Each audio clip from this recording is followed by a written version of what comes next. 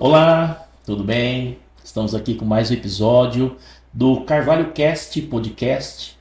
Nós temos esse projeto juntamente com a DLB Tecnologia e a Clínica Carvalho.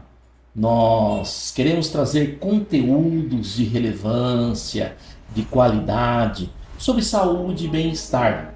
Você que está nos vendo, nós pedimos que você nos siga nas plataformas onde estão ancorados esse podcast, que a cada dia também você possa interagir, curtindo e enviando sugestões de assuntos que você gostaria que fosse falado aqui.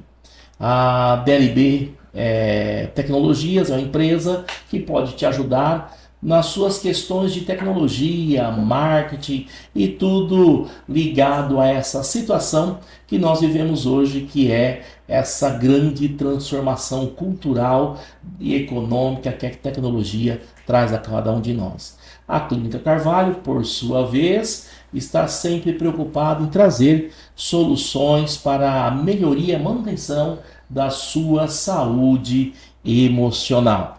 Temos aqui atendimento de psicologia, atendimentos de psicopedagogia, atendimentos na psiquiatria, começando também atendimento na área de fonoaudiologia e teremos logo logo outros profissionais que pode ajudar aquele que precisa aliviar as suas dores. Hoje nós temos a grata satisfação de trazer Rosane de Carvalho, que atua aqui na Clínica Carvalho. Ela é psicanalista, ela é psicopedagoga e ela também é fonoaudióloga. E uma pessoa que tem um conhecimento vasto de muita experiência. Foi educadora durante muitos anos, ainda termina sendo educadora porque não dá para deixar de ser educadora, mas hoje muito ligada à saúde, ao desenvolvimento humano, também intérprete de Libras, formando muitos intérpretes, tocando na vida das pessoas, da comunidade surda, sendo o ouvido através das suas mãos, alguns deles até ensinando o idioma deles, que é a Libras. Enfim, a Rosane ela pode falar melhor dela do que eu aqui mesmo. Então, seja bem-vinda, Rosane, estamos aqui. E hoje você vai falar um pouco sobre o TDAH. Mas antes de você falar sobre o TDAH, gostaria que você falasse algo de você que eu possa ter esquecido ou que você quiser acrescentar. Seja bem-vinda a esse bate-papo gostoso que nós temos sempre aqui no Carvalho Cast. Olá, pessoal que está aí nos assistindo, Aguinaldo, obrigado por estar aqui na minha companhia nessa tarde. E esse podcast que, quando você veio falar comigo, me veio a ideia de falar do TDAH, que eu vivo isso no meu dia a dia. E esse podcast é para todas as pessoas que se sentem um peixe fora d'água, um morador de outro planeta, um a ovelha negra da família. Me fala uma coisa, você diz que você vive isso no seu dia a dia porque você atende muito ou tem outra questão? Bom, desde a minha infância, o TDAH está presente na minha vida, Entendi. né? Mas eu vim descobrir em 2011 que concretizar, né? Que chegar ao laudo que realmente eu tinha o TDAH. Então você vinha com todas essas características, mas você não sabia e as pessoas que estavam próximas a você não sabia que você tinha o TDAH. Não. Depois, as reflexões que eu fiz, esse podcast me impulsionou a finalizar o meu livro, Olha que legal. que eu falo, né, desde o início do primeiro ano escolar, porque geralmente quando a gente começa a perceber na escola, né, porque em casa ela fica mais solta, fica mais à vontade. Quando ela vai para a escola, que ela precisa ter a atenção, o planejamento, o controle inibitório, porque a escola fica ali horas parado, né? Ele precisa ter ali uma memória de trabalho para poder desenvolver a aprendizagem, é que rapidinho os professores já identificam que algo não está legal. Comigo não foi assim, porque naquela época não se ouvia falar em TDAH, né? Não tinha conhecimento, a minha família não tinha esse conhecimento, os professores, a gente não escutava quase essa nomenclatura. E eu me lembro que meu caderno ficava todo manchado, todo marcado, cheio de orelha. Nossa, uma menina com caderno feio, sujo, assim, enquanto que a mão suava, eu lembro que tinha uma poeirinha bem fininha preta, o meu pé também suava, né, dentro no E isso chinelo, aí, que idade você tinha? Essa memória que você traz? com 7 anos. 7 anos, primeiro Primeiro ano. ano escolar, Primeiro ano escolar. né? E ali, sabe aquela criança que fica na carteira e só copia o cabeçalho e fica ali no mundo da lua? Assim era eu no primeiro ano escolar. Engraçado, você falando isso e voltando à sua apresentação. Às vezes vem na minha mente que não há uma conexão. Essa criança, a qual tinha muitas dificuldades, e hoje você tem toda essa bagagem de conhecimento, falando que terminou um livro. Então parece que não dá uma conexão, não é? E isso acontece muito hoje, né? Isso acontece muito hoje. O que acontece, né? O TDAH, eu falo que a gente tem um superpoder, né? E a gente precisa um Superpoder. superpoder e a gente precisa saber utilizá-lo. Eu Entendi. falo que é o hiperfoco. E não fui eu que escolhi o hiperfoco, é o hiperfoco que escolhe a gente. Fala sobre isso. Porque dentro da pessoa que tem o TDAH é um movimento constante, né? Até existe uma diferença entre a menina e o menino. O Certo. menino geralmente é aquele bicho carpinteiro, né? As pessoas Não para. não para pra lá e pra cá e sobe na cadeira, enfim. A menina não, a menina parece que ela tá ali, mas não está ali. Quieta, olha para tudo, não dá trabalho na escola. E é aí que entra a minha preocupação desde sempre, né? Eu fiquei 25 anos na educação, hoje não mais. E a minha preocupação sempre era aquela criança que ficava no cantinho. Porque aquela que está no cantinho não incomoda. E se ela não incomoda, não são muitas pessoas que vão se preocupar. E vai Né? passando, E vai vai passando, passando. e vai passando. E eu era uma menina do cantinho, porque eu não dava trabalho na escola, né? E o hiperfoco, ele faz o quê? Ele ajuda a regular esse furacão que está dentro da gente. Porque o hiperfoco é o prazer. Na psicanálise a gente fala do prazer, não só o prazer do ato sexual, mas o prazer no sentido de libido, de todas as coisas que E a gente pensando faz. na psicanálise, sexo não é só sexo, né? Tem uma gama Exatamente. muito grande do que Freud falava o que é sexo, né? Exatamente. E aí esse prazer no hiperfoco, ele é como se você tivesse com um turbilhão de pensamentos e aí você corre para o hiperfoco, ali você encontra paz, ali você encontra sossego. É interessante quando eu falo disso, porque às vezes, quando eu estava estudando, eu ficava horas ali na frente do computador, o sol baixava, eu não percebia que tinha que acender a luz, não Entendi. percebia que estava muito calor, porque o hiperfoco estava ali me ajudando naquele momento, a me desligar daquele monte de pensamento. E aí ele é um vilão também, porque às vezes você pode deixar quem está perto de você invisível.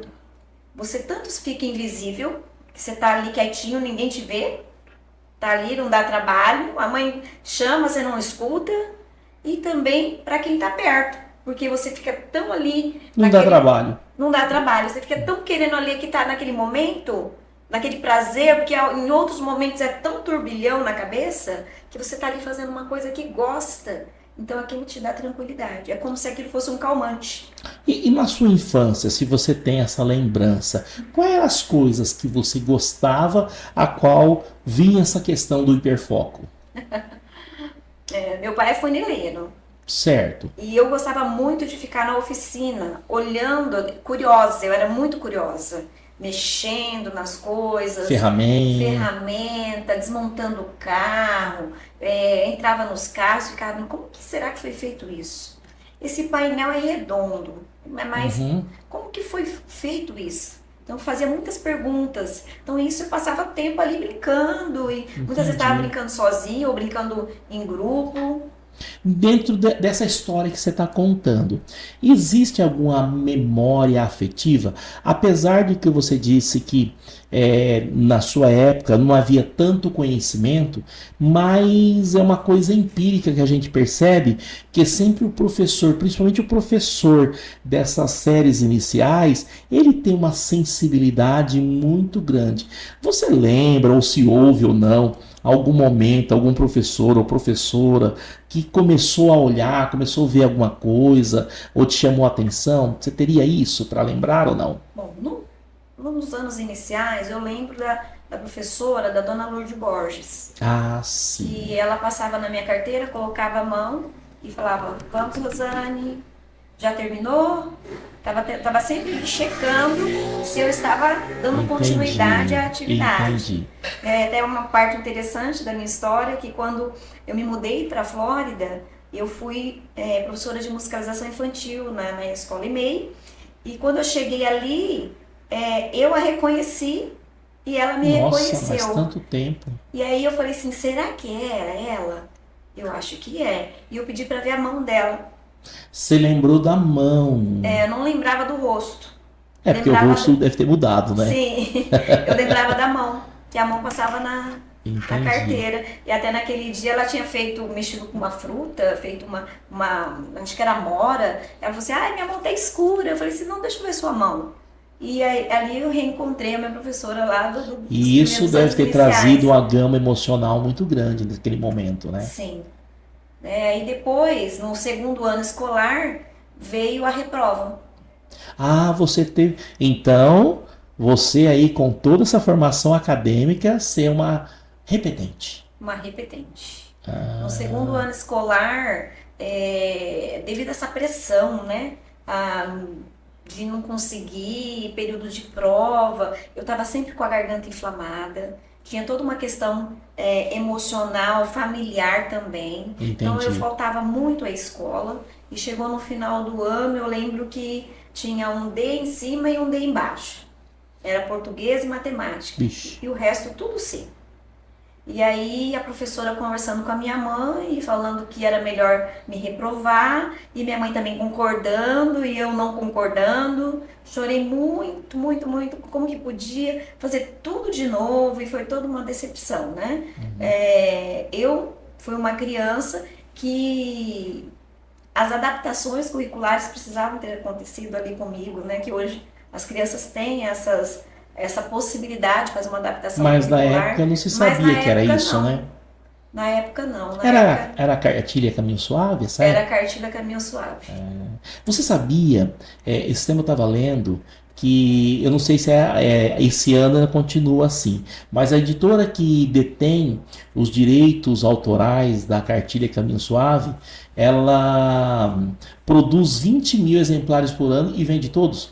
Que muitas pessoas que foram alfabetizadas pela cartilha Caminho Suave compra de recordação. E eu sei que alguns psicopedagogos até utilizam ela para determinadas situações, né? Não para tudo, mas para determinadas situações, né?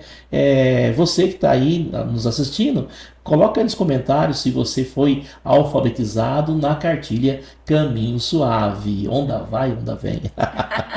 Onda vai, onda vem. Isso eu me lembro Que muito legal, bem. né? E aí, quando eu chego na terceira série, é que há um divisor de águas, né? Aquela sensação que o TDAH tem, né? Quando eu iniciei aqui, um peixe fora d'água, a ovelha negra, né? Aquela que não deu certo, enfim. Quando chega no terceiro ano, eu descubro o meu nome. Como assim descobre seu nome? Como assim? Ninguém te chamava pelo nome? Me chamava de Rosana. Mas seu nome é Rosane. Meu nome é Rosane. Meu E Deus. cheguei na terceira série escrevendo Rosana D. Carvalho, e a professora era a dona Neuza Risse, hoje em memória. E aquela professora foi um divisor na minha vida mesmo, tanto na questão do acolhimento, e Certo. essa questão, a matemática eu vim aprender com ela no terceiro ano, as tabuadas, enfim. E aí ela falou, traz o seu registro de nascimento Entendi. pra gente conferir. E quando eu fui ver lá que era Rosana, eu fiquei muito brava. Que era Rosane. Meu nome é Rosane, por que que tá escrito Rosana aqui?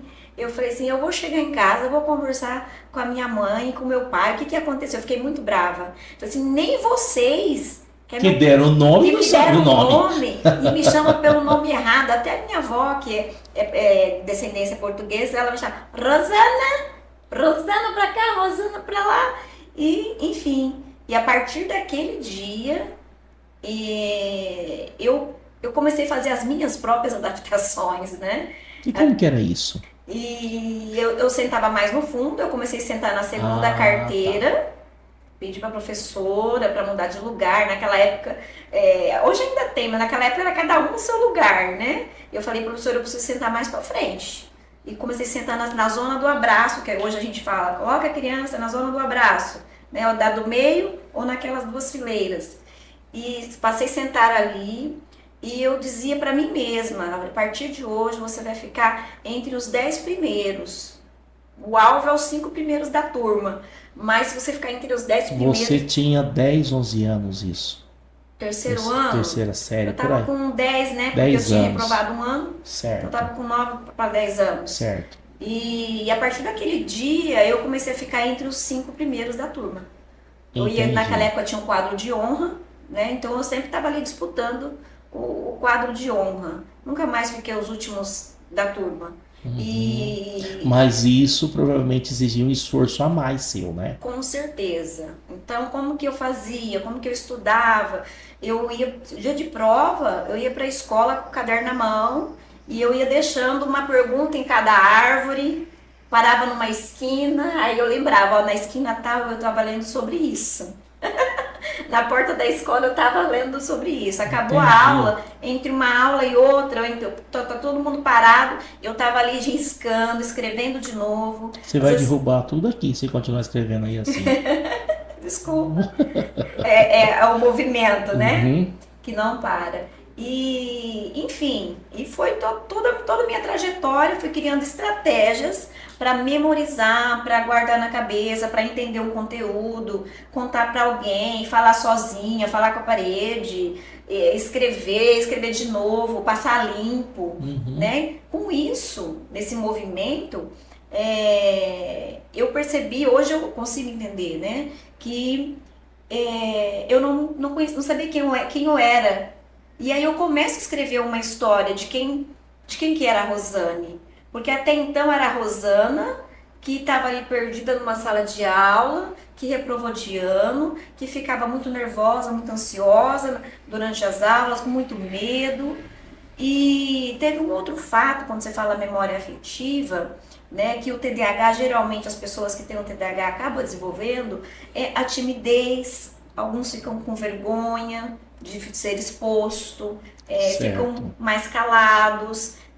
Isso trazendo o perfil das meninas, porque os meninos já são mais, né, às vezes ou não tá nem aí, e tem aqueles meninos que preferem ser o vilão, né, do que ser o burro, né, que era uma frase que eu escutava muito, sua burra, né? Então esse sua burra fez eu criar uma persona, né? Quando a gente vai para a psicanálise do Jung, ele fala dessa persona, a gente acaba ficando preso dessa pessoa, É um carimbo, né? nesse personagem que a gente acaba criando para sobreviver àquele meio ambiente, ali, aquele sistema social, né? E esse movimento de timidez, de medo, uma professora, eu não me lembro o nome, professora Olga lá em Ouro Verde. Olga Muniz? Não, não é a Olga Não é Olga Muniz, Muniz. não, esqueci o nome, Uhum. o sobrenome dela. E eu lembro que a mãe dela tinha uma loja ali em Ouro Verde, você não lembra? Não.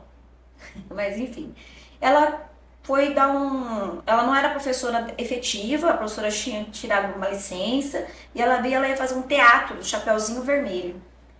E a gente desde do primeiro ano, a gente escutando a historinha e tal, faz, nossa, eu queria ser muito o Chapeuzinho Vermelho.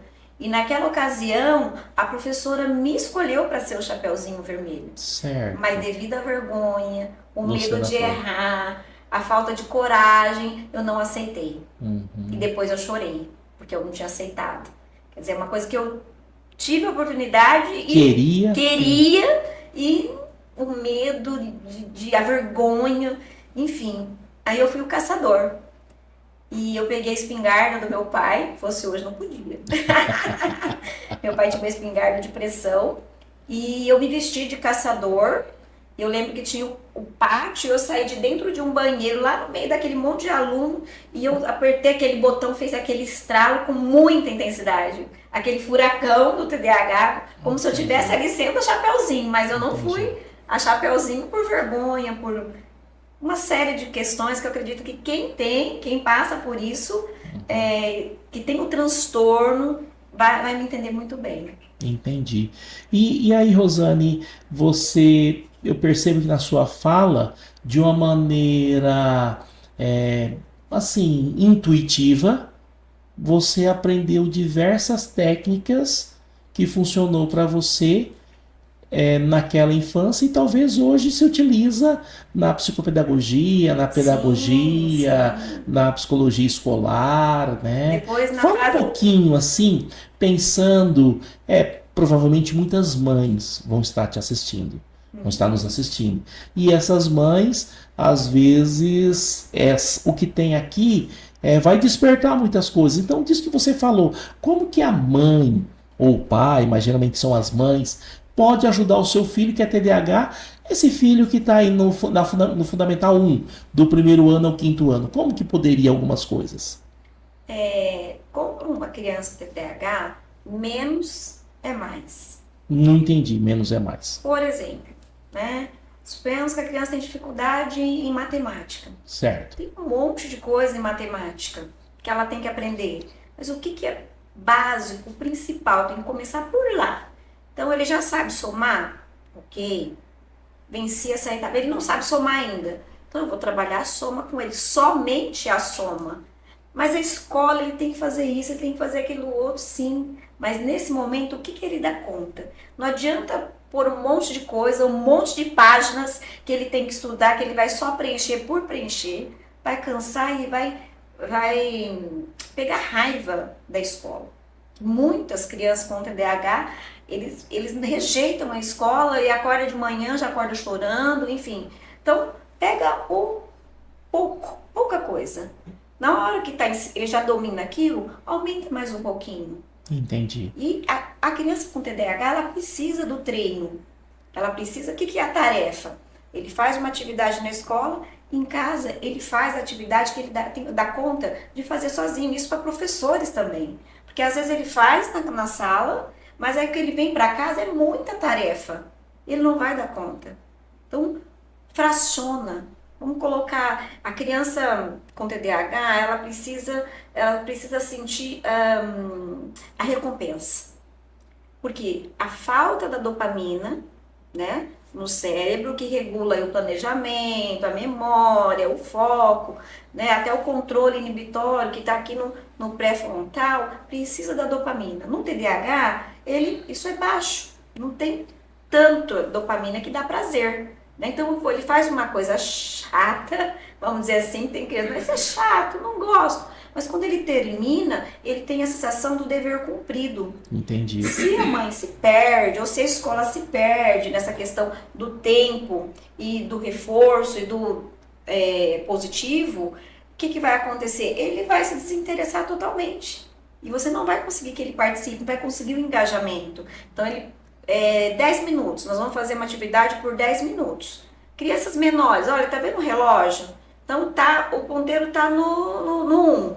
Hora que chegar no 3, a gente vai parar. Certo. Aí a hora que chegar no 4, quer dizer, vão dar 5 minutos. Na hora que chegar no 4, a gente retoma, a gente faz mais um pouquinho. Entendi. Depois você vai ter, na segunda parada, você vai ter 10 minutos. Ao invés de andar só um pedacinho do relógio, nós vamos andar 2 pedacinhos. Quando eu estou trabalhando com relógio com crianças pequenas, eu já estou ensinando para ela matemática. Estou ensinando a tabuada dos 5. Bom, então é melhor deixar o celular do lado e comprar o relógio analógico lá de ponteirão e colocar na parede, então. Com certeza. Ah, Porque o relógio, né, o digital. né, ele é bem mais fácil de você ver horas. Agora o outro, né, aqueles grande, o analógico, ele traz mais ensinamento para a criança. Sim. E às vezes a mãe fala assim, não, só quando terminar. Ele não regula Questão o do tempo. tempo, né? O tempo para ele é um problema, né? O atraso, a dificuldade ali de se organizar, o planejamento, né? Eu costumo falar que é escapa-marcha, né? Eu escapo a marcha. Eu falo comigo mesma, ó, escapei a marcha, enfim, mas vamos voltar para o trilho. Então a gente tem estratégias para lidar com isso. E para crianças um pouquinho maiores, adolescentes, por exemplo, essa questão de combinado, né? Você vai fazer tal coisa e depois disso nós vamos ter uma recompensa, né? Vai assistir um filme, vai fazer uma coisa que ele gosta, para ajudar ele nessa regulação emocional, né? Porque tem também quando ele chega na adolescência, não só na adolescência, né? Tudo é muito. Muita tristeza, muita alegria, tudo é muito, no que se fala de emoção, é um furacão mesmo, uma intensidade. Certo. E chega na adolescência, eles dão respostas mais curtas, mais, tipo assim, não entendeu ainda, né? Às vezes é no impulso, porque não controla.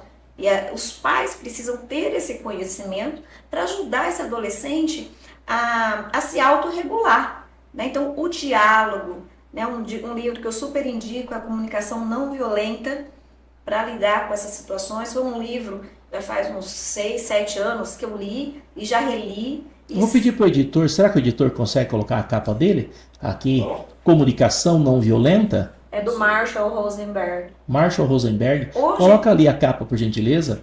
Nosso amigo Danilo, que é um grande parceiro aqui da DLB. Informática não, tecnologia. Não sei porque eu falo informática, é tecnologia. Pode falar, Rosana. E esse livro, né, é um livro que eu estou sempre indicando. Porque... Marshall. Ele é um livro que traz, né? Hoje tem muito material de comunicação não violenta, mas certo. Esse livro aqui é a base, né? Ah, inclusive, ele é no sistema judiciário, ele é utilizado também. Técnicas para aprimorar relacionamentos, pessoas e profissionais. Que legal. Que legal. Ele traz alguns princípios e um deles é o acolhimento, né? Então ele fala assim, observa o ambiente, qual a necessidade? Por trás de toda ação existe uma necessidade. A necessidade desse interlocutor. O que meu filho está precisando? Quando ele grita, o que ele está querendo me dizer? O que está por trás desse grito? Ele está cansado, ele está estressado, ele não está conseguindo regular a emoção nessa situação. Então a gente vai adquirindo sensibilidade de olhar para o outro, não só pelo que ele fez. Olha o que ele falou, mas o que ele falou? Então por trás de toda ação tem uma necessidade desse falante. Quando a gente consegue perceber, a gente consegue acolher, né? Eu estou percebendo que você está se sentindo assim, ou que você, quando fez determinada ação, não estava muito bem, você estava sentindo alguma dor, então você acolhe, né? Entendi. Aí depois, no segundo passo, você vai olhar para essa ação. Você não vai olhar, eu não vou olhar para o Aguinaldo, eu vou olhar para o que o Aguinaldo fez. Quando eu falo, Aguinaldo, mas você é rebelde, você, eu faço o que com a autoestima? Eu diminuo a autoestima, diminuo a pessoa, quem ela é. Eu mexo na identidade. Mudar uma pessoa é muito mais difícil do que mudar um comportamento. Mudar uma pessoa é mais difícil do que mudar um comportamento. Exatamente. E lembrando que a sucessão de comportamentos viram hábitos, né? Isso. E os hábitos são muito mais sedimentados, né? Então, os bons hábitos, que bom. Mas os hábitos não bons é difícil depois mudar, né? Mas me fala, você está falando aí e me veio uma coisa que às vezes nos atendimentos, como estou com algum pai, e oriento. E como que é difícil? Quando se fala com, principalmente adolescente, se passa uma lista de coisas. Não consegue. Às vezes, assim, vamos lá, é uma coisa de fazer em casa. Olha, põe o bicho para fora, recolhe a roupa, varre a casa, lava a louça e põe alguma coisa na geladeira. A hora que falou a última, ele já esqueceu a primeira. Né? E aí vem aquela coisa de que ele é desleixado, ele é preguiçoso, não presta atenção, e aí se é um menino, mas no joguinho ele consegue, sabe tudo, né? Então, assim, é difícil às vezes para a família, né? Ver por causa do hiperfoco que faz algo com muita intensidade e com maestria, e as outras coisas do cotidiano, mas é uma lista de tarefa que o pai consegue fazer, ou a mãe, porque está acostumado a fazer todo dia pelo hábito, né? Virou um hábito, mas na criança não virou ainda. E como é difícil às vezes isso. Sim, aí entra naquela questão. Como tem essa mistura, né? É porque o pré-frontal, né, que ele controla tudo isso, o que eu vou fazer primeiro? O que eu vou fazer segundo? Porque ele tem ali o planejamento, né? Isso aqui é prioridade, então eu preciso fazer isso primeiro. Muitas vezes isso não está claro para ele. Aí às vezes a mãe fala assim, não acredito que você fez isso. Você varreu o chão, para depois limpar a mesa, vai cair tudo no chão. Um exemplo, né? Não pode? A sequência. Eu faço isso até hoje. Não é legal, né? Primeiro a gente limpa a mesa, porque vai cair coisa no chão, e depois a gente limpa o chão, né? Então a gente precisa... Você é suspeito, aprendendo, né? Agora. Afinal, o TDAH que ainda não se assumiu. Não. Algum profissional aí habilitado a me laudar, mas deixa pra lá, tá? Vamos tocando o negócio aí, vamos lá. E aí, né, nessa sequência de tarefas, vamos pensar assim, o adolescente, o adulto, enfim, quem tem um transtorno passa por situações dessa forma. Então, ele tem que fazer a comida, ok. Só que da sala até chegar na cozinha, ele viu que ele tem outro negócio ali. Aí hoje tem um monte de vídeos assim, né? Já virou até quase um meme. Vídeos de pessoas que têm TDAH. Ele vai pra cozinha, aí ele deixa o copo não sei na onde. Esse é um clássico do TDAH. Sim. Né? E é justamente essa questão dos pensamentos. E surge uma coisa nova. O que acontece? Eles falam assim, déficit de atenção. Mas não é falta de atenção. É que tem atenção demais. Em tudo. Em tudo. Então é como se fosse um painelzinho cheio de luzinha e tudo chama atenção. Olha pra cá, olha pra lá, olha pra cá. Então tudo isso precisa de treinamento. Precisa de modelagem do comportamento. E por isso que ele precisa de ajuda, por isso que ele precisa de terapia e o autoconhecimento. Né? Isso que eu estou trazendo aqui para vocês, eu falo de ciência, mas aplicada ao meu dia a dia. São coisas que eu fui observando e aplicando, e na clínica também. Às vezes chega uma pessoa e fala assim, o meu filho tem o TDAH. Geralmente a mãe ou o pai descobre na clínica, que ele chega com a queixa de que o filho, né, reclama na escola, nananana. Aí você vai puxando, mas da onde que tá? Tá do lado da mãe ou tá do lado do pai? E às vezes a gente vai com bastante cuidado, porque às vezes o pai não tá pronto para ouvir isso. Porque tem aquela questão, imagina, não deve ser da mãe, não, deve ser do pai, já aconteceu. Fica naquele dilema, né, porque existe a negação. Né? Quando a gente tem um filho, a gente imagina o filho ideal, né?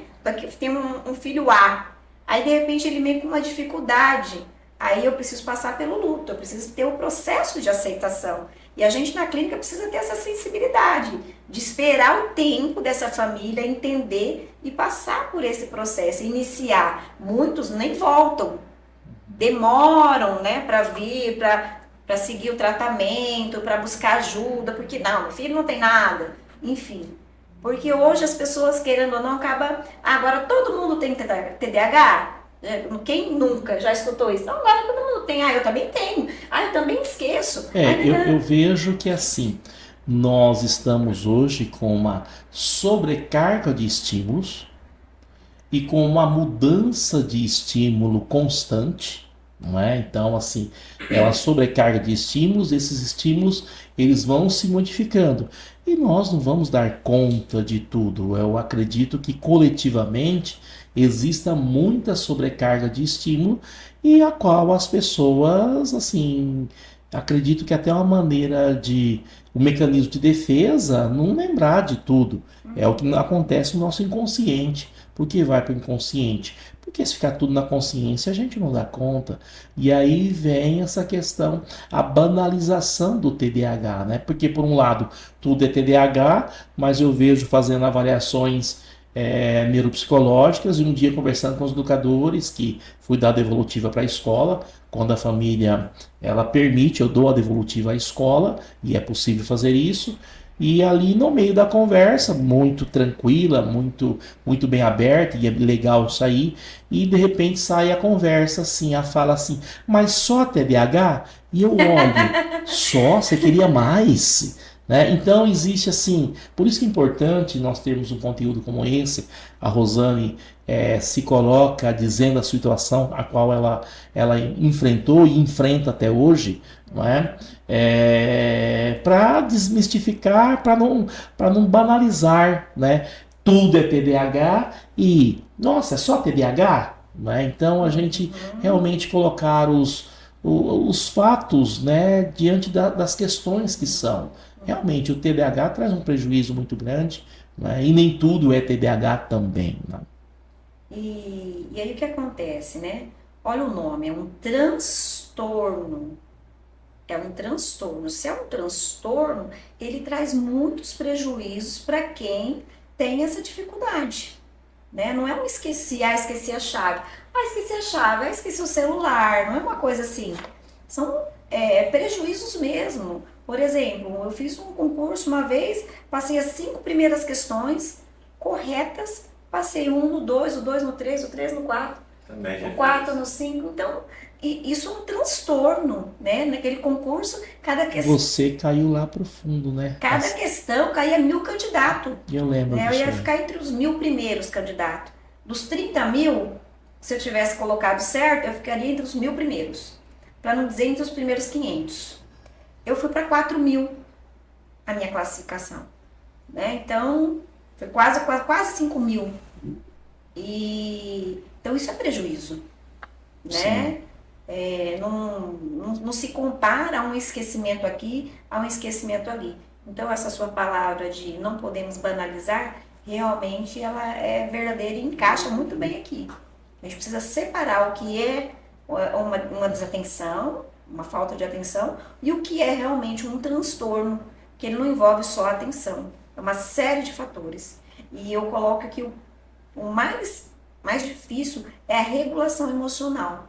Entendi. Essa questão da intensidade, acho que é o mais difícil. Na clínica tem paciente que a gente acompanha há bastante tempo, e aí a gente vai conseguindo fazer, ele consegue se adaptar a algumas coisas mais fáceis, a atenção, a memória, o planejamento.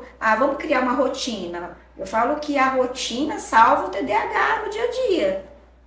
Ele acostuma, ele segue aquele, passa a ser até meio metódico, apesar dele não gostar de ser metódico. A rotina salva ele no dia a dia, ele está acostumado. No dia que muda a rotina, ele dá uma perdida, no horário, se tem que chegar, eu tenho que estar aqui, eu tenho que estar ali, onde que eu tenho que estar, porque mudou, saiu da rotina, desconcertou. Então a rotina, ela salva a pessoa que tem um TDAH, ela precisa ter essa organização. Mas quando chega nessa parte da intensidade, essa parte é mais difícil. É onde Entendi. O processo terapêutico, a própria pessoa precisa ter paciência de permanecer.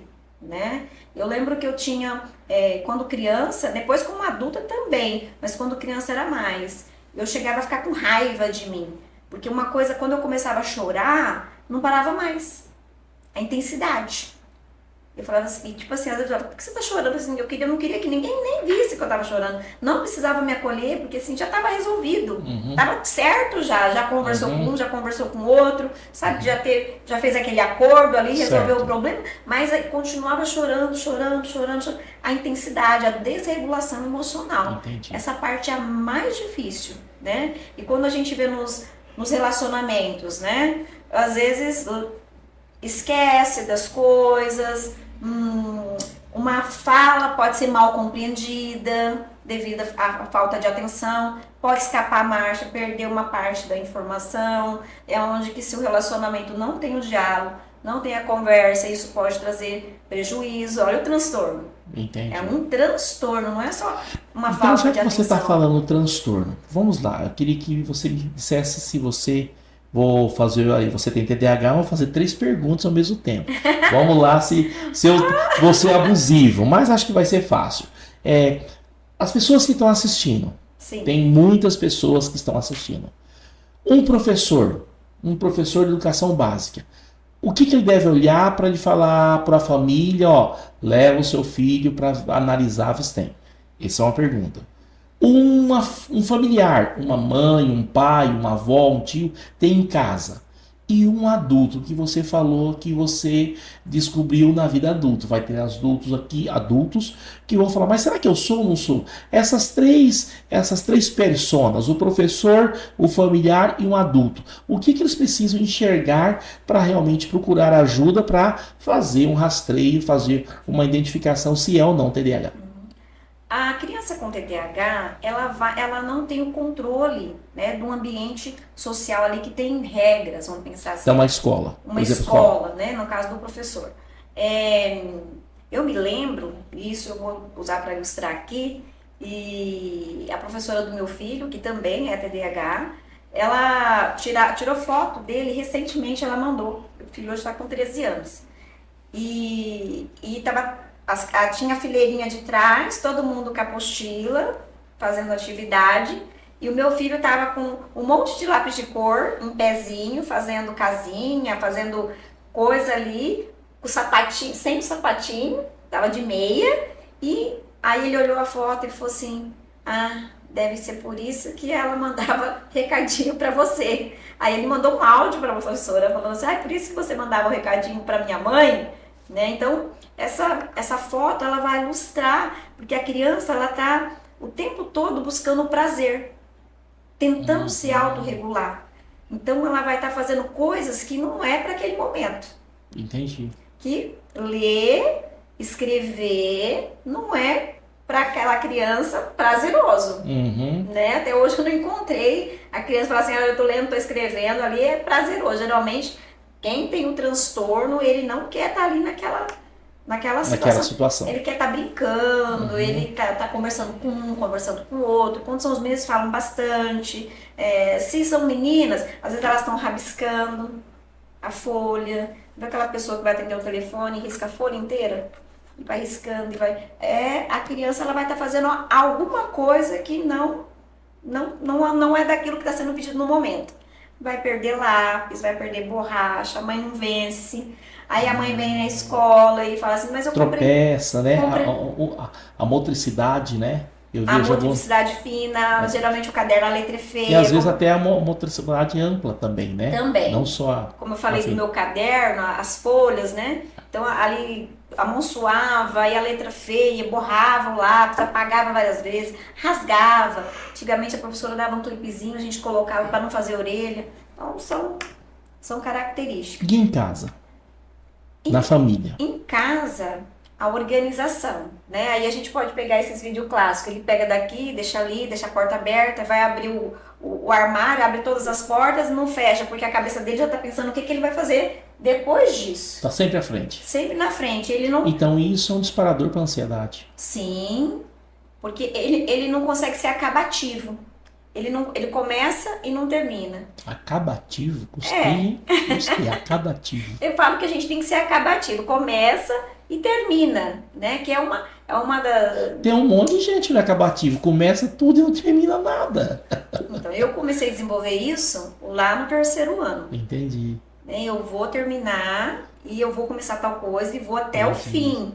Não interessa o que eu vou ter que fazer. Eu vou até o fim. Entendi. E eu falo, comigo, o hiperfoco, ele me escolheu. A minha profissão me escolheu. O meu turbilhão, o meu furacão se acalmava com as coisas que eu faço. Entendi. E que eu amo fazer. Né? Eu amo fazer o que eu faço. Tanto trabalhar com Libras, Eu ficava horas assistindo vídeo, sem legenda, sem nada. Quando eu estudei Libras 20 anos atrás, eu não tinha nem internet. Então, quando eu encontrava um CDzinho, algo em Libras, eu ficava assistindo, mesmo sem legenda. E tinha, por muito tempo, eu olhava para o sinal, eu sabia tudo o que estava falando, mas eu não sabia o nome daquele sinal. Porque eu não tinha ido para a formação regular, para a educação formal do ensino de Libras. Né? Hoje não, hoje eu já me especializei, fui estudar, fiz vários cursos, enfim. Mas naquela época, quando eu comecei... Então a mãe vê aquela criança que não termina as coisas, que deixando coisa. E a pessoa adulta, tá? O adulto aqui, ele tá vendo, e aí ele fala, pá, mas você esquece tudo, você não tem TDAH? Ele fala, eu tenho ou não tenho? O que ele olha para ele? Porque ele não está na escola. Talvez, se ele é um profissional, e geralmente muitos profissionais são bem-sucedidos, ele é acabativo. Porque ele acabou alguma coisa e está ali, ele está no mercado de trabalho. O que ele olha? Ou não. Então fale. Ou não, porque às vezes pode ser aquele adulto começou uma faculdade, parou, começou outra faculdade, parou, começou outro curso, parou, até que ele achou um. Mas foi na tentativa e erro. Tem esses casos. Ah, entendi. Né? Então, esse é um alerta. Começa, não termina, compra... Deixa eu te fazer uma pergunta capciosa. Relacionamento também? Sim. É comum. Começa. Inclusive, Aí não é que não termina todos, né? Não fica no relacionamento, termina. Entendi. Inclusive, tem que ir para terapia justamente... por coisas assim. Por exemplo, tem pessoas que entram em relacionamento abusivo. Certo. Aí viu que o negócio era ruim, termina. Aí entra num outro relacionamento, também abusivo. O TDAH tem tendência a repetir ciclos. E a gente vê o que Freud fala, né? Certo. É relembrar, repetir até elaborar. Então, porque não elabora, fica nesse Não ciclo. elabora, ele fica sempre buscando aquele perfil de pessoa. Entendi. Enquanto ele não Isso traz é muito isso, recorrente. ele não traz isso para a razão, porque ele vai sendo movido. Porque o nosso inconsciente, ele é bem maior. Eu falo do iceberg, naquela parte de baixo, é bem maior. E é aquilo que move a gente. Certo. Porque na hora que você tá ali no seu dia a dia, é a emoção, é você fazendo. Você não tá com a razão dominando tudo. É mais emoção. A gente é mais emoção. Nós precisamos trazer essa emoção adoecida para a razão e começar o tratamento. Ela vem para a razão e fala assim, olha, agora a gente vai dar espacinho. Porque a psicanálise, eu falo que ela para explicar o ser humano, é fantástica. Sim. Só que depois que eu encontrei isso. E agora o que eu faço com isso? Aí é a hora da ação. Né? Então agora eu trouxe para minha razão. Isso é por conta disso que aconteceu na minha história. Toda vez que algo coloca o dedo lá naquela ferida, ou que chega próximo, eu reajo sempre da mesma forma.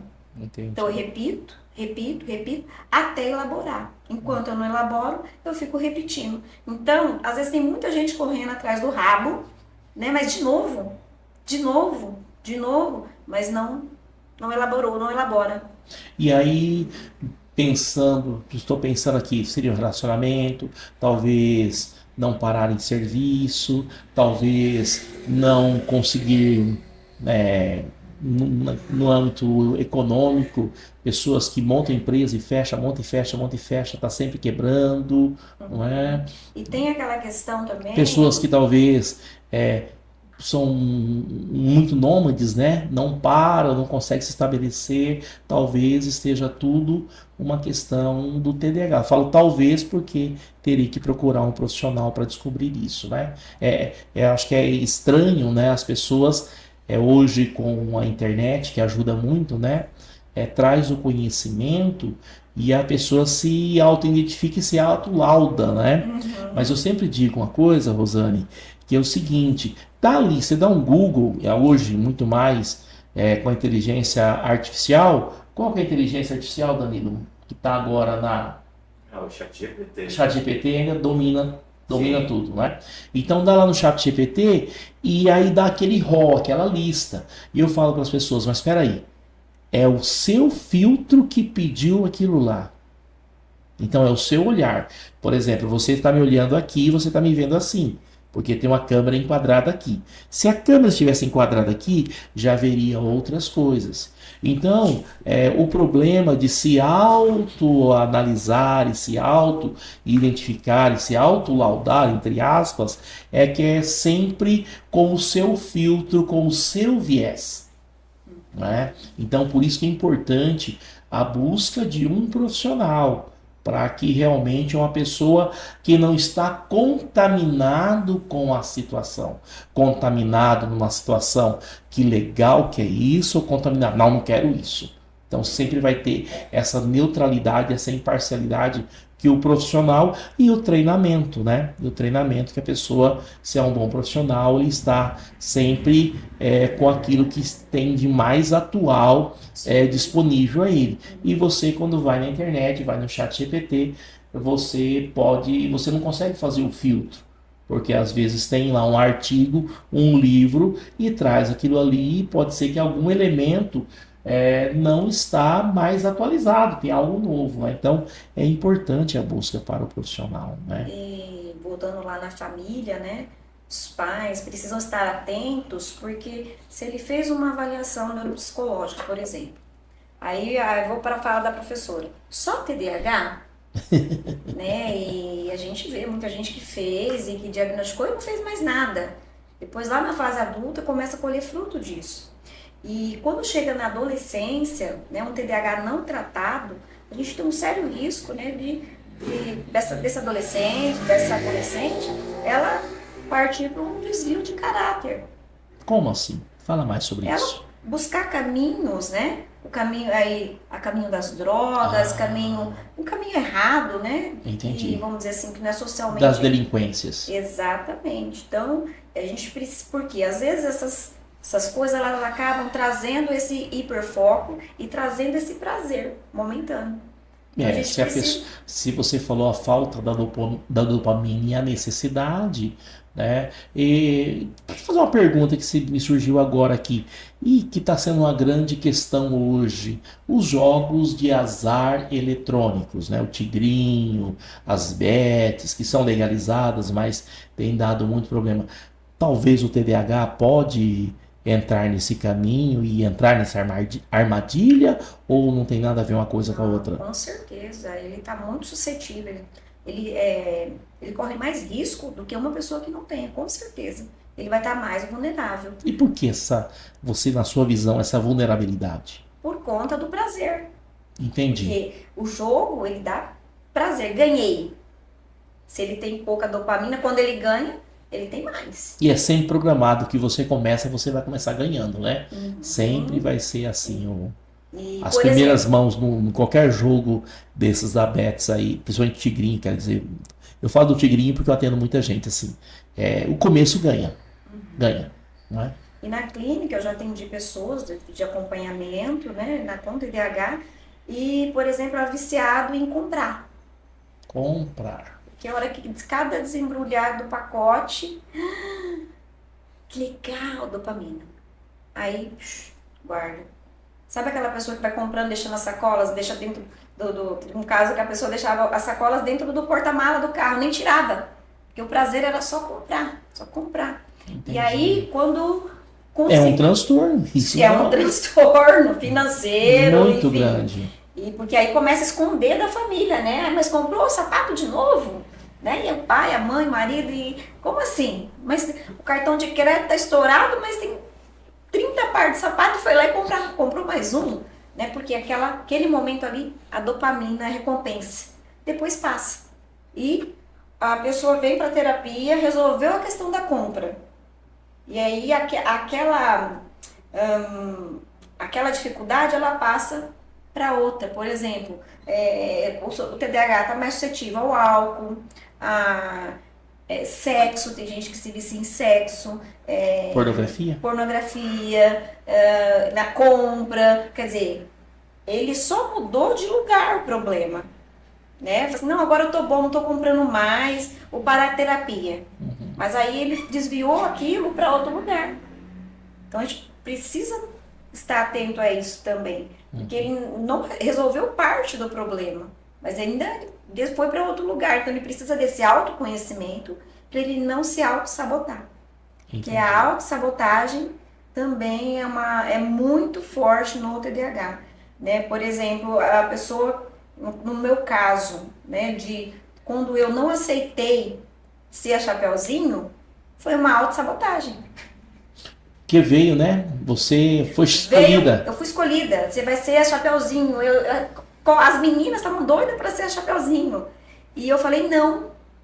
Porque é uma das histórias infantis mais conhecidas. Exatamente. E a Chapeuzinho é a personagem principal. Ia ter o figurino, toda aquela parte lúdica. Todo né? mundo olha a Chapeuzinho, né? Exatamente. Então eu me auto-sabotei. Por quê? Por causa da autoestima baixa. Né?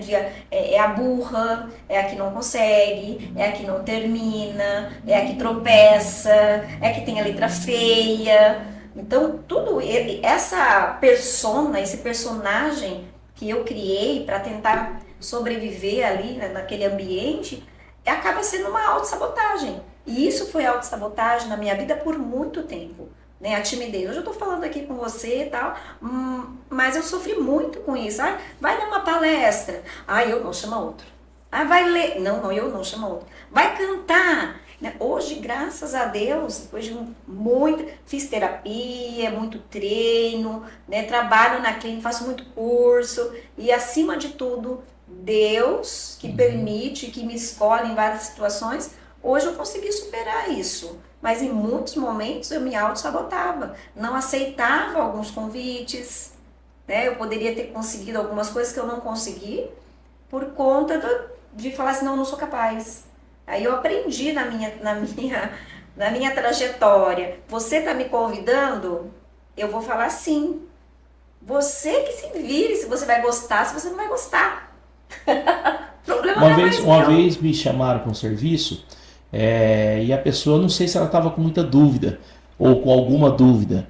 E depois, trabalhando tudo, essa pessoa veio conversar comigo e dizendo, a gente pegou um vínculo e falou assim comigo, o dia que eu te chamei, você falou sim muito rápido, você não disse que ia pensar. E eu falei, fulano, o problema era seu, se você não escolheu bem o candidato para suprir essa vaga. Eu escolhi muito bem o emprego. Se você não escolheu bem, o problema estava nas suas mãos. E se não deu certo, você me dispensaria.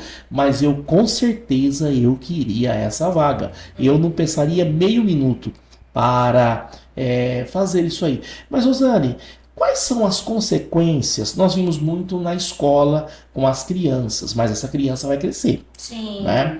E você falou a questão do estudo, a questão da dificuldade na letra, a questão da dificuldade do aprendizado, as questões emocionais e tudo mais.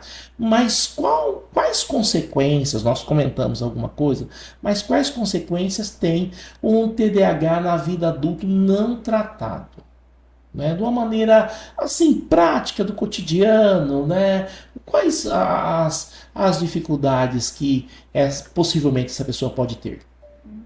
Provavelmente a pessoa com TDAH que não foi tratado, geralmente ele não está aberto ao diálogo, que é uma coisa que a gente tem que desenvolver. Né? Não está aberto ao diálogo. E a gente fala rigidez cognitiva, né? Às vezes a gente encontra a pessoa que tem TDAH, tem alguns que tem ou é 8 ou é 80. Então vamos lá. Ou é do meu jeito ou não é. Eu escolhi uma profissão e estamos aqui hoje nessas mudanças profissionais e talvez a minha profissão, vamos colocar uma coisa, eu escolhi ser datilógrafo. Talvez você não conheça o que é uma máquina de escrever. Nossa, mas é legal, eu sou bom nisso. Eu sei fazer bem. Eu sei fazer bem. E talvez você teria que migrar pelo menos para um digitador que hoje já não está usando mais. Mas eu conheço pessoas assim.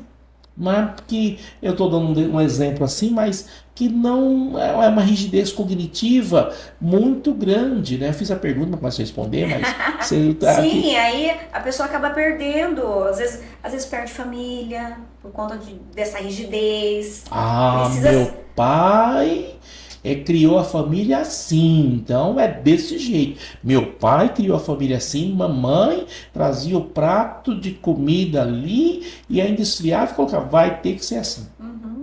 E aí deu bode. Tem um caso, né?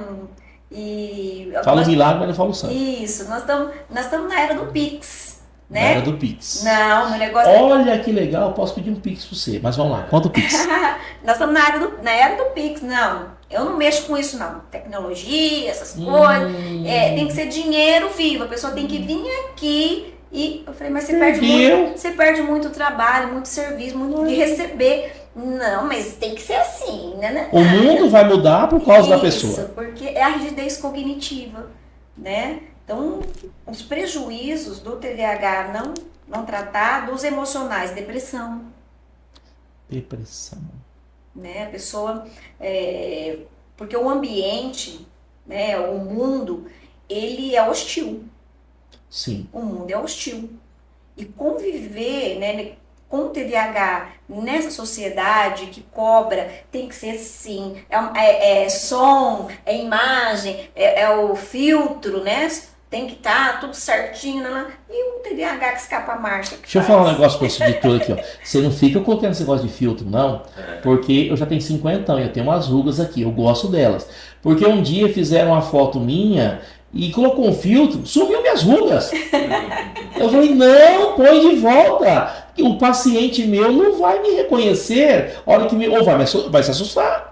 Porque ficou tão diferente, eu acho que nem quando eu tinha meus 18 anos eu tava com aquela pele. Entendeu? Então, assim, é muita coisa, né? Imagina como que fica a emoção desse adulto que tentou, quebrou. Tentou, quebrou.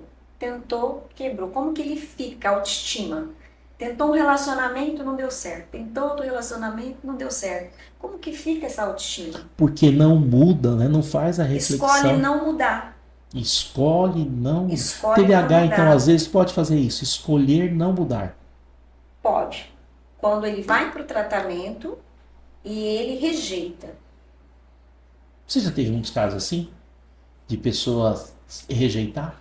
Olha, eu tive um caso em que não de rejeitar, mas de demorar para compreender a resistência. Muita resistência. Muita resistência. Entendi. Né? Aí tem que quebrar a cara mais uma vez, quebrar a cara mais outra vez. Nossa, não vai sobrar cara. E aí a pessoa fala assim, que hora que você vai enxergar o que está acontecendo?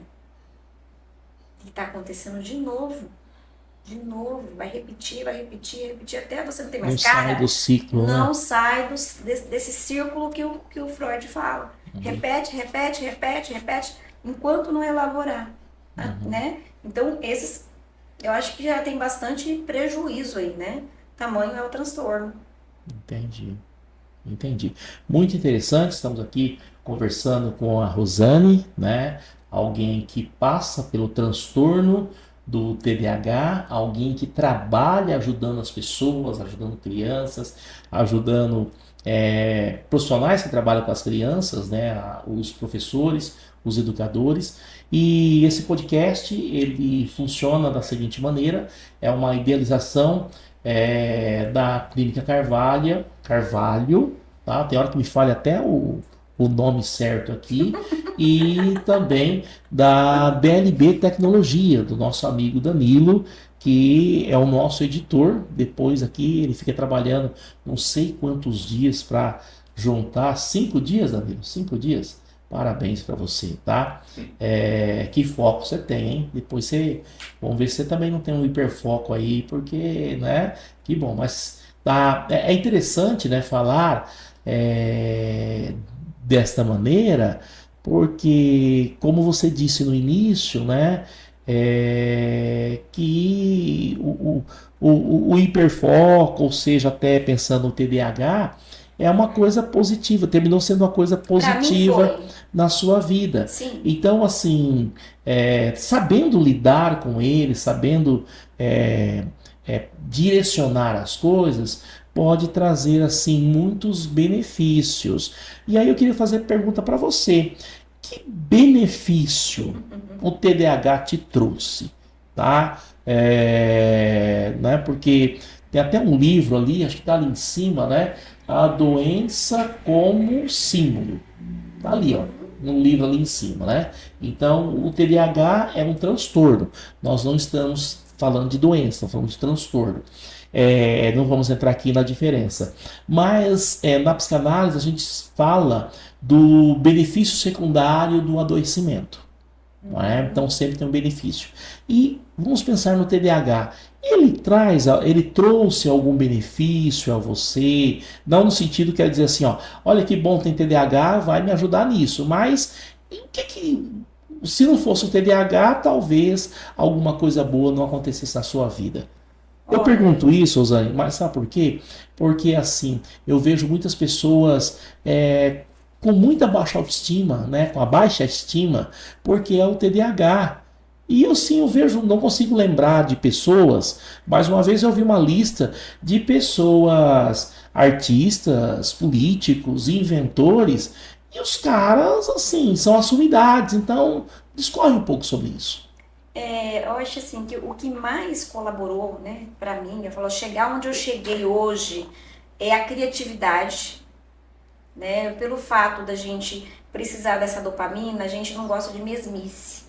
Então a gente está sempre criando, né? E às vezes com uma ferramenta bem rústica, uma coisa bem simples, a gente consegue criar. Por exemplo, na clínica, às vezes eu uso um recurso de N formas, com N crianças diferentes. Então, criar. Então, essa capacidade de inventar, criatividade, ela é muito... a gente é muito sensível a ela. É como se que isso aí desse essa sensação de paz, de leveza, é gostoso, te dá prazer criar, inventar, fazer coisas novas. E eu tô sempre me reinventando, sempre fazendo coisas novas. Eu terminei o curso de fonoaudiologia, eu já estou vendo o que eu vou fazer na sequência. Na verdade, eu já fiz 2 cursos, né? Nem falei para ele, mas eu já fiz 2 cursos nesse período aí que eu terminei. E eu não paro de estudar. Estudar me dá prazer. Então, se eu for pegar um livro e ficar ali, vai me dar sono. Não é o meu canal. Eu falo que o cérebro, ele percebe o mundo pelos 5 sentidos. Certo. E eu procuro explorar isso, porque o meu TDAH gosta muito disso, né? O meu e das crianças e das pessoas em geral. Porque quando por exemplo, eu estou comendo uma comida num lugar e naquele lugar aconteceu algo. Aquela comida vai fazer o meu cérebro me ajudar a guardar aquela informação a partir daquele momento que eu estava ali. Olha, eu estava tomando um café e eu aprendi isso, isso, isso. Eu comecei a usar isso lá atrás. E hoje a gente vê nos livros, a gente vê em cursos, falando dos sentidos, da importância, né? Então, o TDAH me fez ser uma pessoa melhor, porque eu quis mudar, eu quis buscar. Né? Eu entendi que eu precisava de ajuda. Então, hoje eu me vejo como uma lagarta que virou borboleta. Uhum. E eu falo de todo esse meu processo no meu livro, que já eu vou lançar. Tem nome já seu livro? Tem, mas eu não vou falar. Não pode dar spoiler? Não vou dar spoiler. Né? Eu estou na fase de fazer a finalização, o índice, mas ele já tá, o miolo do livro está pronto. E fala assim, nossa, TDAH escreveu um livro? Como assim? Já tem uns 2 ou 3 anos que eu venho escrevendo esse livro. E vinha um monte de pensamentos, o TDAH tem isso, um monte de ideias, e aí começa e para, começa e para. E aí eu falei, vou abrir um arquivo no Word. E joga tudo lá. No Google Drive, coloco lá, aí eu tenho uma ideia, eu escrevo uma linha, tenho uma ideia, escrevo uma linha, porque depois é só discorrer o assunto. E aí essa semana que eu vim aqui falar, né, no podcast, eu falei assim, eu vou retomar meu livro. E aí essa semana eu tinha um momento que eu falei assim, eu não consigo parar de ler, eu não consigo parar de escrever, eu não consigo parar de fazer, me dando muito prazer estar ali. Eu falei, eu vou aproveitar e vou terminar esse livro. Mas foi naquele momento que estava me dando prazer. Em outros momentos, eu não queria pegar. para escrever, o que que eu vou pôr? Não. Essa semana me deu um... E aí o que acontece? Acaba outras coisas que eu tinha que fazer, eu deixei em segundo plano. Então, fazer a gestão disso, o que eu posso deixar para depois? O que eu posso fazer agora? Então, o que que o TDAH me trouxe? Né? Hoje eu consigo fazer a gestão de muita coisa. Entendi. Né? E uma coisa que eu procuro, hoje eu entendo sobre o TDAH e eu vi isso na prática. Por exemplo, eu não posso deixar muita coisa aqui, no meu pensamento. Eu tenho que fazer isso, eu tenho que fazer aquilo, eu tenho que fazer aquilo. Não, eu não deixo nada aqui. Eu tiro tudo daqui, coloco na agenda, coloco cada coisa no seu lugar e vou acessando. Porque se eu deixar aqui, eu vou me perder, vou esquecer, vou ficar nervosa.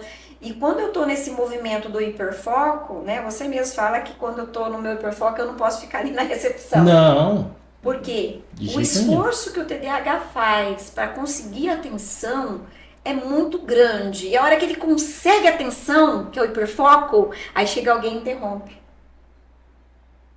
Aí não presta. Então, pra mim, eu vou fazer cara feia. Eu vou ficar brava. Porque, caramba, o trabalho que deu pra eu chegar e conseguir apagar todo esse painel que tá aceso e deixar só uma luzinha acesa pra eu focar, aí chega alguém e me tira da concentração. Não é possível. Que outro momento que eu vou ter esse momento? Porque esse momento não é toda hora. E como fazer a gestão da vida esperando esse momento? É onde entra a rotina, é onde entra o treinamento, o autocontrole, né? A modelagem do comportamento para você conseguir dar conta. Entendi. Então, tudo isso eu vejo como bênção, né? Hoje, eu falo que eu saí do pastel, cores pastéis, que eu não queria ser vista, queria passar despercebida, para ser hoje quem eu realmente sou. Saí de lagarta para borboleta. Hoje eu gosto de cores, eu uso esmalte vermelho sim, eu gosto de usar cores, enfim. Hoje eu sou a Rosane de Carvalho. Entendi. Mãe da Maria Vitória, mãe do Arthur André, esposa do Aguinaldo. Ô, Glória. Né? E sou muito feliz por ser assim. E isso te ajudou, em certa medida, essa inquietação, por todo esse caminho. Eu sei que você tem uma veia na música, eu sei que você tem uma veia no artesanato, eu sei que você tem uma veia na costura, eu sei que você tem um magistério, você tem pedagogia, você fez letras, fez uma formação profunda no inglês, fez até aquele TOEFL, né? É TOEFL que fala. Tem essa formação muito bonita na Libras, fez psicopedagogia, fez psicanálise e fez fonoaudiologia. Sabe o que eu descobri, Aguinaldo, na minha trajetória? Que aquela fala lá atrás, você é burra, certo, nos primeiros anos escolares. Depois, no terceiro ano, quando eu decidi ficar entre os primeiros, aquela decisão, ela perdura até hoje. E tudo que o meu hiperfoco, ele me atrai e eu começo a fazer, aquela fala lá do terceiro ano, eu vou ficar entre os 10 primeiros, o alvo é entre os 5 primeiros, eu vou ficar, e na minha adolescência eu falava, eu sou brasileiro, não desisto nunca. Então, quando eu me coloco a fazer algo, eu vou até o fim. Entendi. E eu acho que foi toda essa história, né? Esse amor profundo comigo mesma, que hoje eu vejo, hoje eu tenho esse amor, que antes eu não tinha, né? De uma autoestima baixa, de um desânimo, de tristeza, de depressão que eu tive, de coisas ruins, hoje transformou em bênção. Deus me escolheu, e eu coloco o pé, e Ele coloca o chão. E você me ajuda todos os dias. Oh, meu Deus, que bom. Para fazer isso aqui, você viu como foi tranquilo ou não? Eu vi. Aqui. Mas até chegar aqui não foi tranquilo, né? Sim. A insegurança, né? E todo um processo. Então, ter essa paciência, né? De entender que vai dar certo, mas até o processo acontecer, né? Vai haver muitas coisas. E eu vejo assim que não só no TDAH, mas em todas as outras questões, principalmente nos dias de hoje. Por exemplo, você falou da sua criatividade. É, o mundo do trabalho, na sua ansiedade, né? Porque o mundo do trabalho não são os trabalhadores que estão ansiosos somente. Na verdade, a ansiedade dos trabalhadores vem do mundo do trabalho ansioso. Vamos trazer uma convidada aqui, uma psicóloga, estamos acertando, que ela vai falar sobre essa ansiedade nesse mundo do trabalho.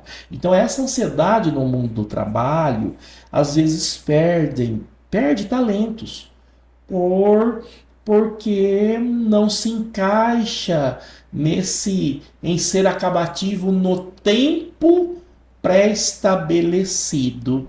E aí às vezes perde profissionais brilhantes, alunos brilhantes. Então, né, como professor, vejo, eu trabalhei no estado do Mato Grosso do Sul e eu tive um aluno, o Lucas Osório, e hoje a orquestra que eu comecei lá no Mato Grosso do Sul, eu vi ele, né, regendo aquela orquestra, né, que, né, teve várias transformações, uma orquestra de cordas. Então, assim, ele era um bom aluno, sempre foi um bom aluno. Mas olha o processo. Quanto tempo depois eu vejo aquele aluno ocupando o meu lugar? Não meu lugar, no lugar que eu deixei lá e alguém ocupou. Então, às vezes hoje, o mundo do trabalho, na sua ansiedade em querer logo, em querer perde muitos talentos que podem resolver com as questões da criatividade, porque o mundo carece hoje de criatividade, pessoas, porque o processo é diferente. Então acompanhei o processo seu e esse processo seu é diferente. Não sempre é diferente. Então não esquento, eu sei que vai dar certo, mas eu sei também que vai ser diferente. E sei que eu tenho que dar esse tempo, essa paciência. E às vezes na escola, porque hoje a escola tem o currículo, tem a programação, tem tantas coisas, não dá esse tempo. Eu lembro muito bem uma vez que eu fui conversar com uma professora sobre o Arthur e falou, ele estava com as suas dificuldades na escola e a professora falou assim: não, pai, mas ele tem o Enem. Falei: professora, com todo respeito, ele está no 2º ano do ensino fundamental. Ele é apenas uma criança. O Enem é na adolescência. Vamos pensar na criança. E quando chegar na adolescência, ele vai dar conta ou não, mas agora é a criança. E a professora ainda continuava comigo com o Enem. Falei: professora, esquece o Enem. Ele é um menino de 7 anos e pouco que precisa de tais coisas. Então, uma programação, uma formatação que às vezes tem adoecido, até adoecido esse mercado de trabalho, adoecido a escola. Eu faço uma reflexão, não é? Pensando não só no TDAH. Por que as crianças entram geralmente amando a escola? Elas entram amando a escola. E aí, eu não vou dizer que elas saem odiando a escola, mas elas não saem com o mesmo sentimento que entrou. Eu sei que mudou, eu sei que tem as transformações, eu sei que tem a adolescência, tem tudo, mas alguma coisa nós temos que repensar, não é? Temos que repensar. Eu não estou aqui culpabilizando a escola, eu estou falando como sociedade, porque a escola, ela está a serviço, em muito, da sociedade.